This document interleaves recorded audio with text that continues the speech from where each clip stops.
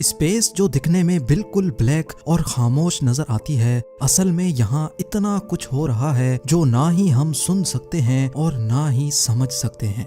NASA के probes ने space में कुछ ऐसी अजीब आवाजें रिकॉर्ड की हैं जिनको सुनने के बाद हर इंसान का दिमाग दंग रह जाता है। ज़ेम टीवी की वीडियोस में एक बार फिर से खुशामदीद। नाजरीन, आज से करीब 44 साल पहले 5 सितंबर 1977 को नासा ने एक स्पेस प्रोब इंटरस्टेलर स्पेस के लिए रवाना किया था। ये स्पेस प्रोब वॉयेजर 1 के नाम से जाना जाता है, जो पिछले 44 सालों से लगातार नासा के बेस स्टेशन से कांटेक्ट में है। वॉयेजर 1 को एक ऐसे मिशन पे रवाना किया गया था जहां से उसके वापस आने की कोई उम्मीद नहीं है। ये स्पेस प्रोब डीप स्पेस में 61,500 किलोमीटर्स पर आवर की स्पीड से ट्रेवल कर रहा है और इस वक्त ये हमसे बहुत दूर खला के अंधेरों में तैरता हुआ हमें हमारे सोलर सिस्टम और इस यूनिवर्स के बारे में मालूमात भेज रहा है। और स्पेस के इस हिस्से को हम इंटरस्टेलर स्पेस भी कहते हैं। 2012 में इंटरस्टेलर स्पेस में दाखिल होते ही एक दिन नासा के साइंटिस्ट को वॉयेजर 1 की तरफ से एक ऐसा सिग्नल रिसीव हुआ जो सबके रोंगटे खड़े करने वाला था। जब उस सिग्नल को डिकोड किया गया तो उसमें एक ऐसी अजीबोगरीब आवाज थी जो वॉयेजर 1 ने रिकॉर्ड की थी। हमारी दुनिया से करोड़ों किलोमीटर दूर स्पेस की गहराइयों में वो क्या चीज थी जिसकी आवाज ने साइंसदानों के रोंगटे खड़े कर दिए थे। ये आवाज अर्थ से करीब 1400 करोड़ किलोमीटर दूर रिकॉर्ड की गई थी और ये एक ऐसी आवाज थी जो खत्म या कम होने का नाम भी नहीं ले रही थी।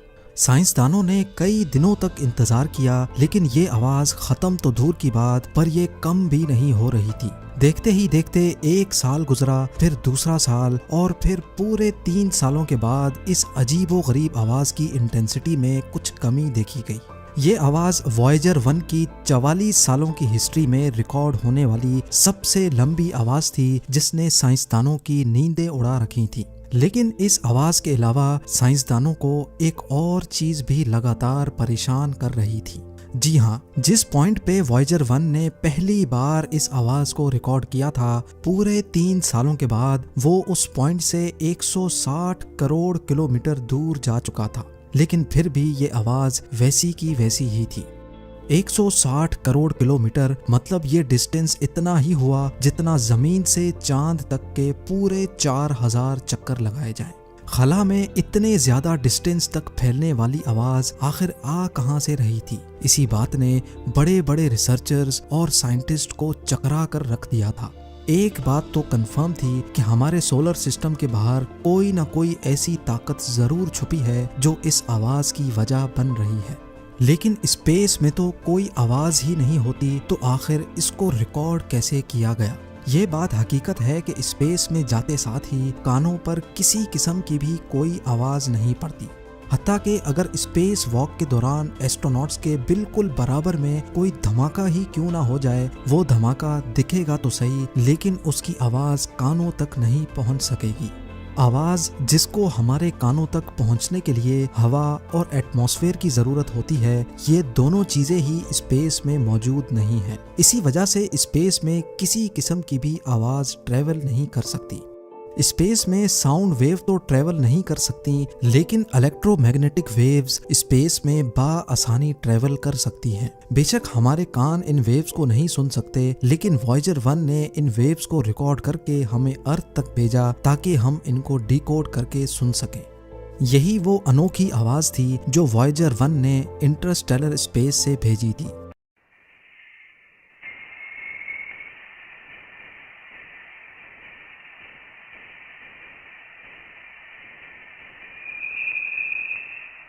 कुछ साइंसदानों का कहना है कि ये आवाज स्पेस में मौजूद प्लाज्मा वेव्स के ट्रेवल करने से आई होगी, जबकि कुछ रिसर्चर्स का कहना है कि डीप स्पेस में जरूर कुछ ऐसी ताकतें मौजूद हैं जिनकी एनर्जी की वजह से ये आवाज पैदा होती है।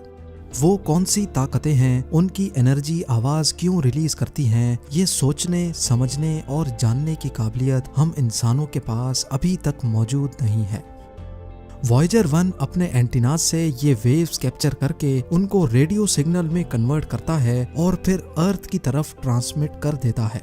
बेशक ये मैसेज लाइट की स्पीड से ट्रेवल करता है, फिर भी इसको अर्थ पर मौजूद नासा के एंटीनास तक पहुंचने में पूरे 21 घंटे लग जाते हैं।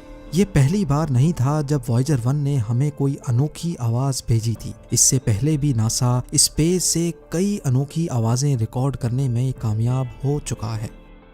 2007 में भी एक ऐसा वाकया हुआ था जिसने साइंसदानों को हैरत में डाल दिया था। रिसर्चर्स को स्पेस में कुछ ऐसे सिग्नल मिले जो किसी भी तरह से नॉर्मल नहीं थे।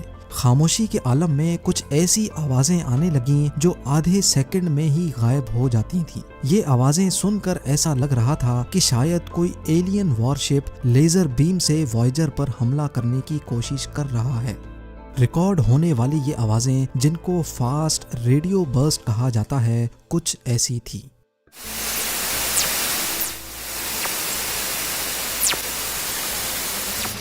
ये आवाजें सुनकर साइंसदानों को एक बात तो कंफर्म हो गई कि हम जितना ज्यादा डीप स्पेस के बारे में जानने की कोशिश करेंगे, हम उतना ज्यादा ही सवालों में उलझते जाएंगे। रिसर्चर्स का मानना है कि ये रेडियो बर्स्ट ब्लैक होल में या फिर करोड़ों लाइट ईयर्स दूर किसी सुपरनोवा एक्सप्लोजन का नतीजा हो सकती हैं। कई रिसर्चर्स का तो ये भी ख्याल है कि दूसरे प्लैनेट्स में एलियंस हमसे बहुत ज्यादा एडवांस्ड हैं और वो अपनी स्पेस शिप्स को इन रेडियो बर्स्ट के जरिए चार्ज करते हैं।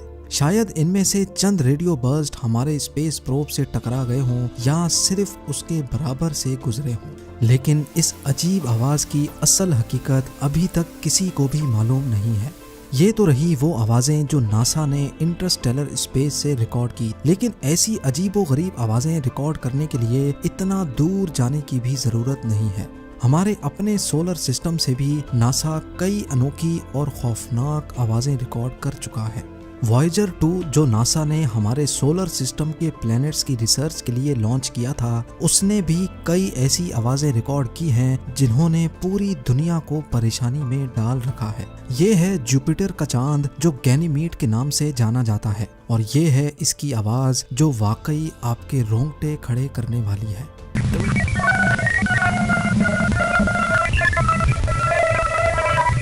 साइंसदानों का मानना है कि ये आवाज ऐसी इलेक्ट्रोमैग्नेटिक वेव्स की है जिनसे पोलर लाइट्स बनती हैं। जिस तरह अर्थ के कई हिस्सों में आसमान पर पोलर लाइट्स नजर आती हैं, इसी तरह सैटर्न, जुपिटर और गैनीमीड में भी पोलर लाइट्स बनती हैं।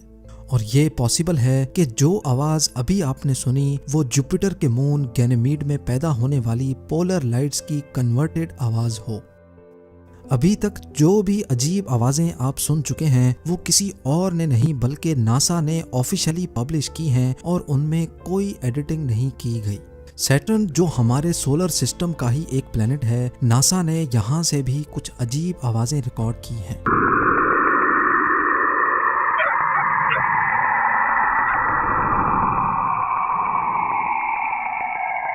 नासा का मानना है कि ये आवाज कैसिनी स्पेसक्राफ्ट ने सैटर्न से निकलने वाली रेडियो वेव्स को कन्वर्ट करके भेजी है, और ये भी शायद सैटर्न में मौजूद पोलर लाइट्स का ही नतीजा है। वॉयेजर 1 जो पिछले 44 सालों से लगातार हमें आउटर स्पेस की फोटोज और इंफॉर्मेशन फराहम कर रहा है, दुख की बात यह है कि अनकरीब हम उसको हमेशा हमेशा के लिए खोने वाले हैं। नासा का कहना है कि वॉयेजर 1 के पास सिर्फ इतनी पावर मौजूद है कि वो अगले 1 या 2 सालों तक हमसे कांटेक्ट में रह सकता है। उसके बाद हमारे पास सिर्फ उसकी ये फोटोज ही बाकी रह जाएंगी। उम्मीद है जेम टीवी की ये वीडियो भी आप लोग भरपूर लाइक और शेयर करेंगे। आप लोगों के प्यार भरे कमेंट्स का बेहद शुक्रिया। मिलते हैं अगली शानदार वीडियो में।